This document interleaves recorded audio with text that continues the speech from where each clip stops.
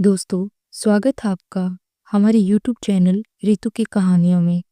आज जो मैं आपको स्टोरी सुनाऊंगी, वो स्टोरी एकदम रियल है और एक हमारे सब्सक्राइबर ने हमें भेजी है। तो स्टोरी स्टार्ट करते हैं। लड़कियों के हॉस्टल की भूतिया कहानी। राधिका एमकॉम में एडमिशन लेने आई थी। उसके पापा ने उसके लिए एक गर्ल्स हॉस्टल ढूंढा, शांति निवास। यह हॉस्टल बहुत पुराना था, लेकिन फीस कम होने की वजह से उसके पापा ने इसे चुन लिया। जब राधिका पहली बार हॉस्टल पहुंची तो उसे वहां का माहौल थोड़ा अजीब लगा। हॉस्टल की बिल्डिंग बहुत पुरानी थी, दीवारों पर पेंट उखड़ रहा था और गेट के पास एक बड़ा सा बरगद का पेड़ था, जिसकी जड़ें जमीन से निकलकर दीवारों में घुस गई थी। वार्डन ने उसे रूम नंबर 13 दिया, जो तीसरी मंजिल पर था। राधिका को यह नंबर अशुभ लगा, लेकिन वह कुछ नहीं बोली। उसके रूम में 2 बेड थे, लेकिन दूसरा बेड खाली था। वार्डन ने बताया कि उसकी रूममेट अभी आई नहीं है। रात को राधिका ने लाइट बंद करके सोने की कोशिश की, लेकिन उसे नींद नहीं आ रही। तभी उसने सुना किसी ने धीरे से उसके कमरे का दरवाजा खोला। राधिका ने आंखें खोलकर देखा, लेकिन कोई नहीं था। उसने सोचा शायद हवा से दरवाजा खुल गया होगा। वह उठी और दरवाजा बंद करके वापस सो गई। थोड़ी देर बाद उसे लगा जैसे कोई उसके बेड के पास खड़ा है। उसने धीरे से आंखें खोली। एक लड़की सफेद ड्रेस में उसके सामने खड़ी थी। राधिका चीखने ही वाली थी कि वह लड़की अचानक गायब हो गई। राधिका का दिल तेजी से धड़क रहा था। उसने तुरंत लाइट ऑन की, लेकिन कमरे में कोई नहीं था। नेक्स्ट डे राधिका ने वार्डन से पूछा, मैडम, मेरी रूममेट कब आएगी? वार्डन ने अजीब नजरों से देखा और बोली, तुम अकेली ही हो रूम 13 में। वहां पिछले 5 साल से कोई नहीं रहा। राधिका हैरान रह गई। पर मैडम, कल रात मैंने एक लड़की को अपने कमरे में देखा। वार्डन का चेहरा गंभीर हो गया। तुम्हें शायद कोई सपना आया होगा। वह कमरा खाली ही है। लेकिन राधिका को यकीन था कि उसने किसी को देखा था। उसने हॉस्टल की दूसरी लड़कियों से पूछताछ की। एक लड़की, प्रिया। प्रिया ने धीरे से बताया, 10 साल पहले रूम नंबर 13 में एक लड़की रहती थी, नीतू। वह पढ़ाई में बहुत इंटेलिजेंट थी, लेकिन फाइनल एग्जाम में फेल हो गई थी। उसने उसी कमरे में फांसी लगा ली। तब से लोग कहते हैं कि उसकी आत्मा वहीं रह गई। उस रात फिर वही हुआ। राधिका को लगा कोई उसके बेड के पास खड़ा है। उसने आंखें खोली। नीतू उसके सामने मुस्कुरा रही थी। तुम मेरी दोस्त बनोगी? नीतू ने धीरे से पूछा। राधिका डर के मारे बेहोश हो गई। नेक्स्ट मॉर्निंग राधिका ने हॉस्टल छोड़ दिया। वार्डन ने कहा, तुम पहली नहीं हो जिसने ये भूत देखा है। रूम नंबर 13 को हमेशा के लिए बंद कर दिया जाएगा। लेकिन कहते हैं आज भी कोई रात में हॉस्टल की तीसरी मंजिल से मेरी दोस्त बनोगी की आवाज सुनता है। राधिका हॉस्टल छोड़कर चली गई, लेकिन उसकी कुछ चीजें अभी वहीं उसी रूम में पड़ी थी। एक हफ्ते बाद उसकी फ्रेंड मेघना ने उसका सामान लेने का फैसला कर लिया। मेघना ने जब रूम का दरवाजा खोला तो उसे एक पुरानी डायरी राधिका के बेड के नीचे पड़ी मिली। डायरी पर नीतू नाम लिखा था। मेघना ने डायरी खोली। पहले पन्ने पर लिखा था, मैं फेल नहीं हुई थी, मुझे मार दिया गया है। मेघना का दिल धक से रह गया। आगे पढ़ने पर पता चला कि नीतू को उसकी प्रोफेसर डॉक्टर शर्मा ने धमकाया था, क्योंकि वह उसके साथ बुरा व्यवहार करना चाहती थी। जब नीतू ने मना किया तो डॉक्टर शर्मा ने उसकी मार्कशीट बदल दी और उसे फेल कर दिया। वे मुझे जिंदा नहीं छोड़ेंगे, मुझे मरना पड़ेगा। ऐसा नीतू ने अपनी डायरी में लिखा था। मेघना ने ये डायरी वार्डन को दिखाई। वार्डन ने गंभीर होकर कहा, डॉक्टर शर्मा अब यहाँ नहीं पढ़ाती। वह 2 साल पहले अचानक ट्रांसफर होकर गई हैं। लेकिन मेघना को डाउट था। उसने पुराने न्यूज़पेपर में खोजबीन की और पाया कि डॉक्टर शर्मा की 1 साल पहले रहस्यमयी तरीके से मौत हो गई। उसके घर में आग लग गई थी। उसी रात मेघना ने सपने में नीतू को देखा।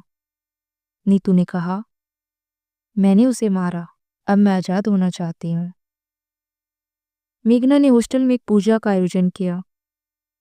एक पंडित को बुलाकर उसने नीतू की आत्मा को शांति देने की प्रार्थना की। उसी रात सभी लड़कियों ने देखा कि रूम नंबर 13 की खिड़की से एक सफेद सी आकृति आसमान में उड़कर गायब हो गई।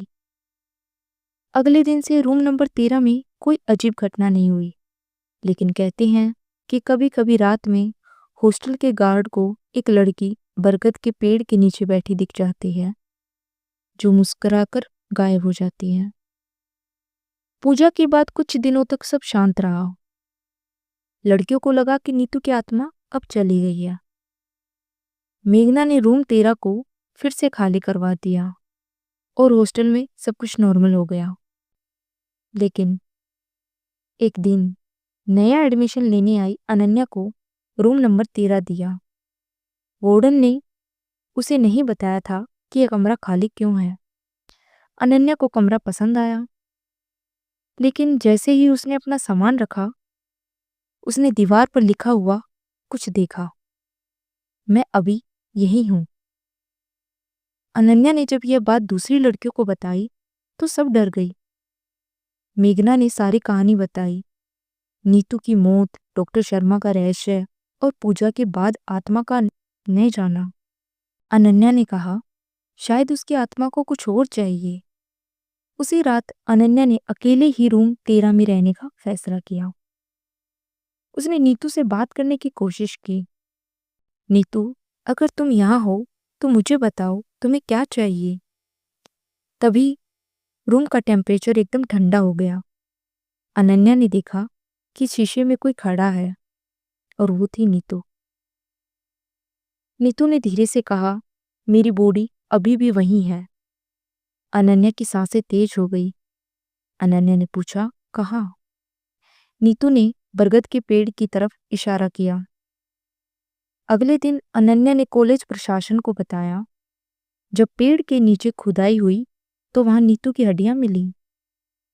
पता चला कि उसकी मौत फांसी से नहीं, बल्कि किसी ने उसकी हत्या की थी।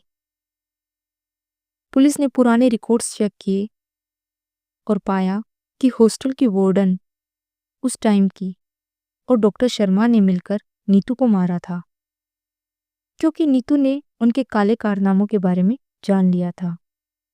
जब यह सच सामने आया तो नीतू की आत्मा ने अंतिम बार मुस्कुराते हुए सबको देखा और हमेशा के लिए चली गई।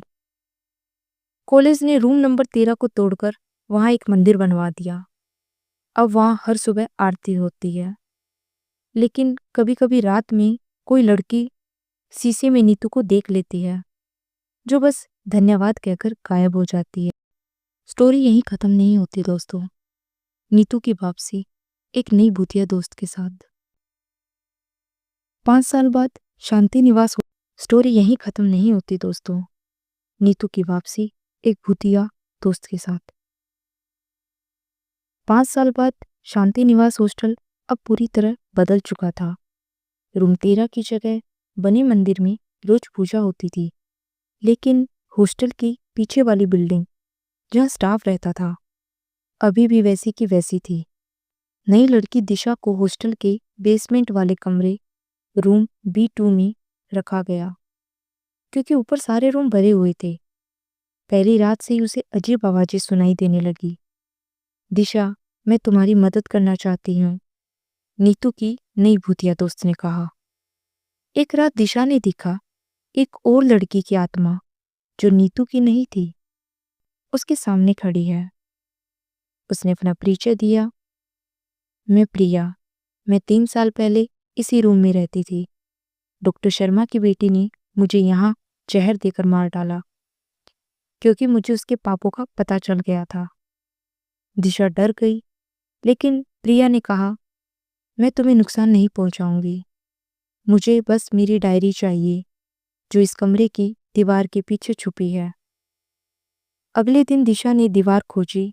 वहां एक डेली ईट के पीछे प्रिया की डायरी थी। उसमें लिखा था, डॉक्टर शर्मा की बेटी रिया ने यहाँ लड़कियों के साथ बुरा व्यवहार किया, उनकी फीस वसूली। मैंने प्रिंसिपल को बताना चाहा तो उसने मुझे मार दिया। उसी रात प्रिया की आत्मा ने रिया, जो अब इस कॉलेज में प्रोफेसर थी, को सपने में दिखाया। उसी रात प्रिया की आत्मा ने रिया, जो अब इसी कॉलेज में प्रोफेसर थी, को सपने में दिखाया, तुम्हारा अंत नजदीक है। नेक्स्ट डे रिया का शव हॉस्टल के बरगद के पेड़ के नीचे।